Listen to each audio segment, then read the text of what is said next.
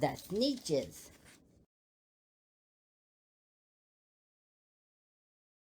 Now, the star-belly Sneetches had bellies with stars.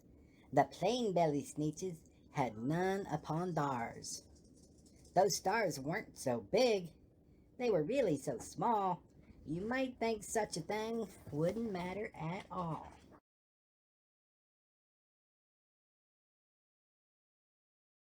But because they had stars, all the star-belly Sneetches would brag, "We're the best kind of Sneetch on the beaches." With their snoots in the air, they would sniff and they'd snort. "We'll have nothing to do with the plain belly sort." And whenever they met some, when they were out walking, they'd hike right on past them without even talking. When the star-belly children went out to play ball, could a plain belly get in the game? Not at all. You only could play if your bellies had stars, and the plain belly children had none upon theirs. When the star-belly Sneetches had Frankfurter roasts, or picnics or parties or marshmallow toasts, they never invited the plain belly Sneetches. They left them out cold in the dark of the beaches. They kept them away. They never let them come near. And that's how they treated them year after year. That's sad. I remember a birdie once. He would not let me play because his wings were bigger than mine. Then one day, it seems, while the plain belly Sneetches were moping and doping alone on the beaches, just sitting there wishing their bellies had stars, a stranger zipped up in the strangest of cars.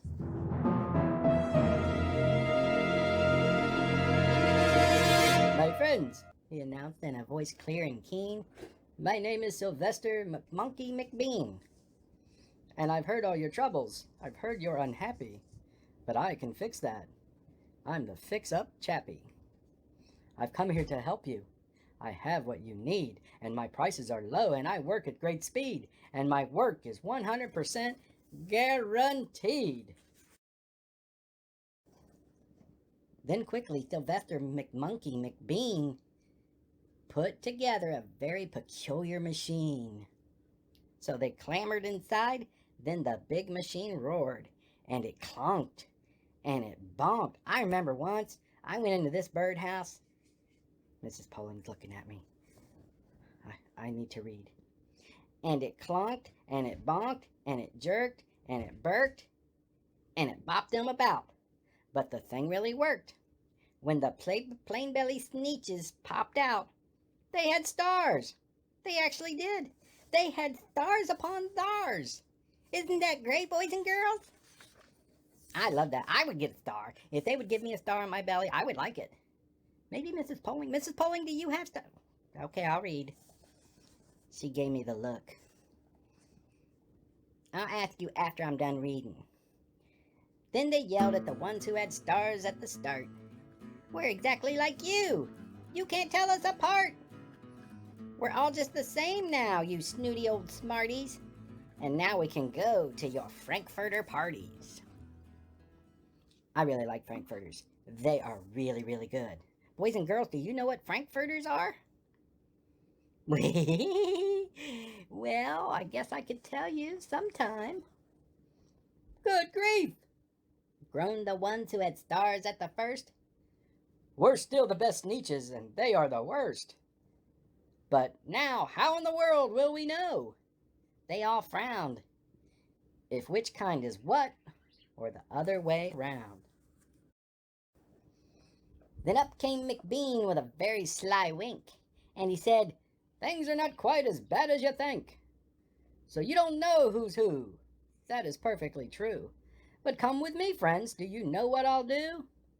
I'll make you, again, the best Sneetches on beaches. And all it will cost you is $10 eaches." "Belly stars are no longer in style," said McBean. "What you need is a trip through my star-off machine. This wondrous contraption will take off your stars so you won't look like Sneetches who have them on theirs." And that handy machine, working very precisely, removed all the stars from their tummies quite nicely. Then, with snoots in the air, they paraded about, and they opened their beaks, and they let out a shout. We know who is who, now there isn't a doubt. The best kind of Sneetches are Sneetches without. Then, of course, those with stars all got frightfully mad. To be wearing a star now was frightfully bad. Then, of course, old Sylvester McMonkey McBean invited them into his star-off machine. Then, of course, from then on, as you probably guess, things really got into a horrible mess. All the rest of the day, on those wild screaming beaches, the fix-it-up chappie kept fixing up Sneetches. Off again, on again, in again, out again. Through the machines they raced round and about again, changing their stars every minute or two. They kept paying money, they kept running through, until neither the plane nor the starbellies knew whether this one was that one was this one, or which one was what one, or what one was who. Then, every last cent money was spent, the fix-up chappie packed up, and he went. And he laughed as he drove in his car up the beach. They never will learn. No, you can't teach a Sneetch. But McBean was quite wrong. I'm quite happy to say that the Sneetches got really quite smart on that day.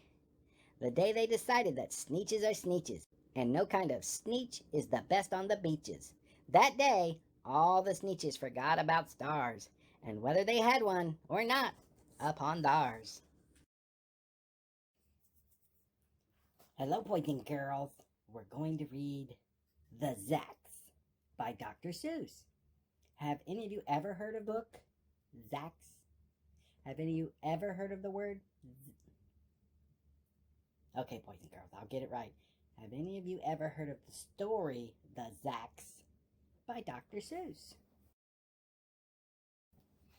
So, let us begin. One day, making tracks in the prairie of Prax, came a north-going Zacks and a south-going Zacks.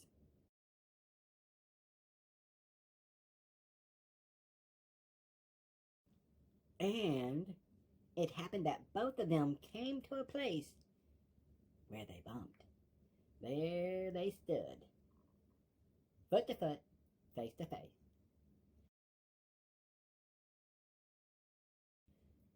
Look here now, the north-going Zack said. I say, you are blocking my path. You are right in my way. I'm a north-going Zack, and I always go north. Get out of my way now and let me go forth.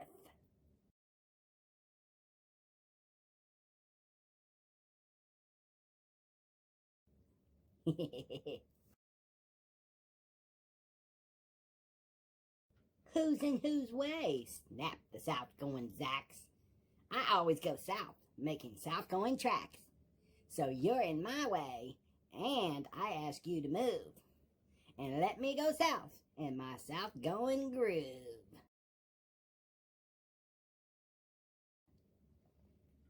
Then the north-going Zacks puffed his chest up with pride. I never, I never, he said, take a step to one side. And I'll prove to you that I won't change my ways. If I have to keep standing here 59 days.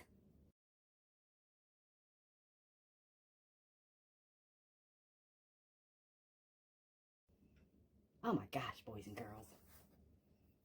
They just don't get along. Look at them.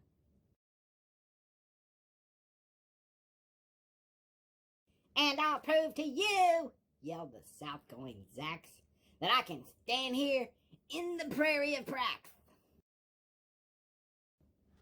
For 59 years, for I live by a rule. that I learned as a boy back in South going school. What did you learn in school this year, boys and girls?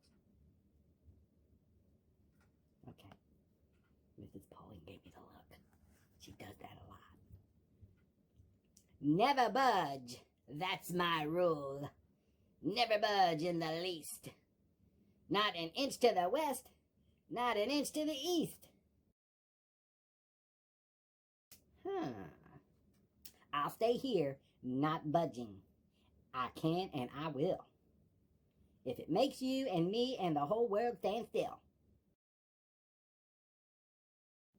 Oh my gosh, boys and girls, imagine if birdies were flying and they had to stop and stand still.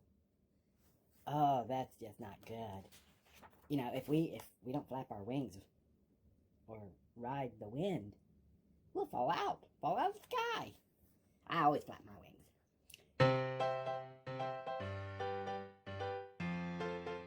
Well, of course the world didn't stand still. The world grew. Oh, thank gosh, boys and girls. I was worried I was going to get stuck in the sky. In a couple of years, the new highway came through. And they built it right over those two stubborn Zacks. And left them there, standing unbudged in their tracks. I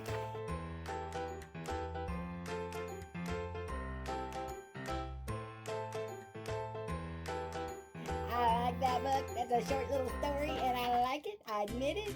It's cute, and maybe we should all just try to be a little nicer to everybody.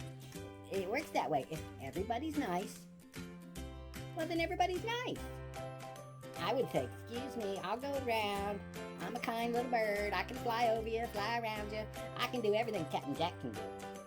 I can do it better, because I'm nicer.